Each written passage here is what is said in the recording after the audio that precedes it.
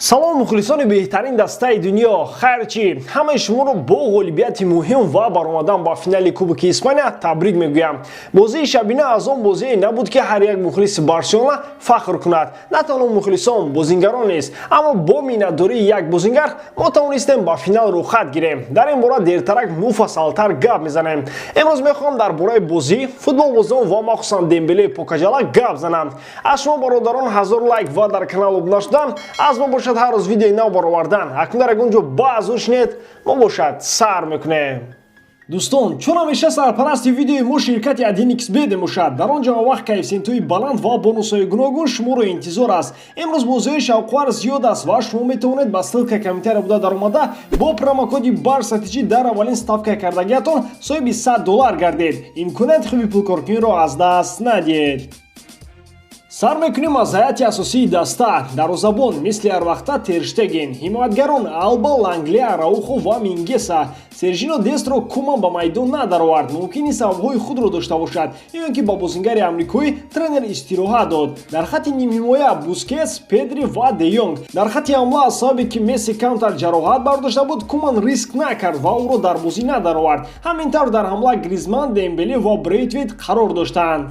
Аз рӯи рӯйхати бозингарон состави Барселона хуб метобад, лекин дар амал, яъне дар майдон 10 баробар бадтар бозӣ мекунанд. Дар ин хел бозиҳо набудани Месси ганда ҳис мешавад ва аламовараш дар он ки ягон бозингаре нест ки нақши ӯро ба кала гирад. Дар бозии охир чӣ хеле ки мебинем, Де Йонг хело рушд кардааст ва ӯро дар тамоми майдон дида мешавад. Ӯ дар ин 120 дақиқа ҳам дар ҳамла ёрӣ мерасон ва ҳам дар ҳимоя.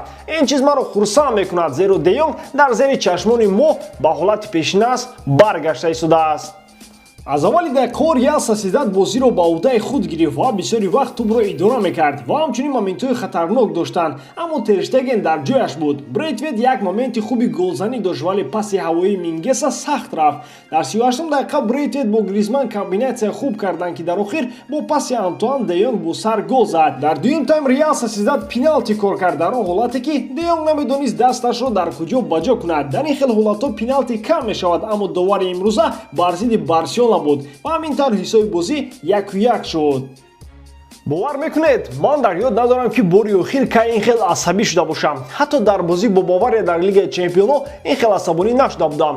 Дар хона дигар дории валидол намондааст. Медонед аз дасти ки? Бале, аз дасти Усман Дембеле. Дар ин бозӣ Луис Энрике ҳузур дошт ва ба фикрам ӯ ба таи дилаш гуфтааст ки хайрат ки дар вақти роҳбарии ман дар Барселона дар ҳамла ман Неймарро доштам, на ин ки Дембелеро. Бале, ҳозир бисёриҳо аз шумо мегӯяд ки ҳамаи ҳамлаҳо аз тарафи ӯ буд. Охир боз аз тарафи кӣ шавад? Аз тарафи Гризман ё Брейтвейт? Хайр диди ки гузаришҳо бо барор анҷом наёфта истодааст. Ҳамон тӯбро пас де ва мебинӣ боз чӣ мешавад. Не шарт ба зарур аст ки дар мобайни се кас дарояд ва дар маҷмӯъ тӯбро аз даст диҳад. Дар якум тайм танҳо Дембеле 21 маротиба тӯбро аз даст дод. Ин 2 баробар зиёдтар аз Алба мебошад. Жорди Алба бошад бе Месси тамоман бозӣ карда наметавонад. Намедонад дар майдон бо кӣ бозӣ кунад. Барои ҳамин харидани ҳимоятгари чап шарт ва зарур аст. Дар ин бозӣ ягона чизе ки маро хурсанд кард, ин бозии Араухо буд. Мингеса низ бад бозӣ накард, аммо Араухо ба дараҷаи олӣ буд. Чанд маротиба 1-1 Реал Соседадро шикаст дод ва тамоман ба ҳамлагари онҳо Исак хӯрок надод. Ҳам ба суръат ва ҳам аз ҷиҳати физикӣ як қадам ба пеш буд. Ӯ бояд ҳатман бо Пике бар ба бар бозӣ кунад, на ин ки Лангле. Ин бозингар рӯз то рӯз бад шуда истодаасту беҳтар не. Дар ҳар як бозӣ худо мегӯяд ки Лангле ягон хатогӣ накунад. Дар ин ҳаят ягона футболбозе ки 100% бояд дар Барселона бошад, ин Тер Штеген мебошад. Ягон бозие нест ки ӯ наҷот надиҳад. Дар ҳар як бозӣ ӯ роҳи баланд нишон медиҳад. Имрӯз агар ӯ намебуд, ҳатто Месси ба Барселона ёрӣ намерасонд. Ман намедонам чӣ хел ӯ тӯбҳоро бармегардонад, лекин фахр мекунам ки Барселона ин гуна дарвозабон дорад ва мумкин баъди рафтани Месси ӯро капитан монанд. Дар бораи дигар бозингарон гап намезанам, барои он ки онҳоро дар майдон дида намешуд. Куман бошад боз як бозингари дигареро сар дод ки аз Дембеле дида бадтар аст. бисёриҳо фаҳмидед ки гап дар бораи кӣ меравад. Бале, Тринкау. Ӯро бояд тамоман ба иҷора равон кунанд то ин ки таҷриба гирад. Медонед боз чӣ? Дар вақти интихоб кардани бозингароне ки бояд пеналти зананд, Куман 4 бозингарро интихоб кард. ҳаре ки пуш бошад, ба Куман пешниҳод кард ки 5-ум пеналтизан шавад. Ин аз чӣ гувоҳӣ медиҳад бародарон? Чӣ хеле ки Куман ӯро чап нагирифта бошад, патсан дар ҳар як бозӣ даромада худашро нишон медиҳад. Майдаакам бошад, характер дорад. Ин хел бозингарон дар Барселона лозим меоянд ва як рӯз не як рӯз мебинед ки кумам пушаймон шудааст ва ба пуч зор шудааст. Харчи бародарон, биёед бозингари беҳтарини худро дар комментария интихоб менамоям. Барои ман дар ин бозӣ 3 нафар беҳтар буданд.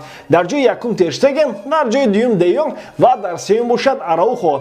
Шумо бошад беҳтарин бозингари худро дар ин бозӣ дар комментария нависед. Ба ҳамин тамом, дар ҳама ҳолат Барселонаро дӯст доред ва канали Барса ТВ-ро дастгирӣ кунед. Дастгирии шумо, пешравии мо. Бо шумо буд Муҳаммад Гаиров. Хай, дар паноҳи Аллоҳ.